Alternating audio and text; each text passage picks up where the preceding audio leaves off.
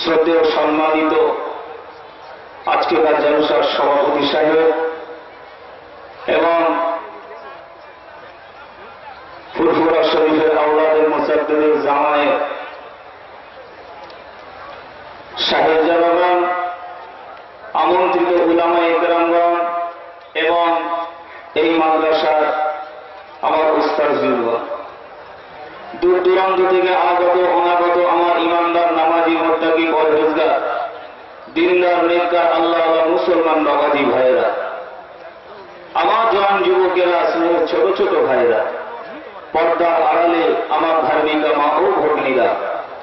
আল্লাহ পাকের দরবারে শুকরিয়া যে আল্লাহ পাক আমাকে, আপনাকে, সকলকে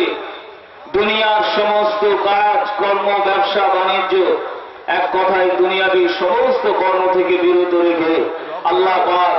এই ফকির শাহ হুজুর রহমাতুল্লাহ আলাইহির বাৎসরিক ইসালের সওয়াবে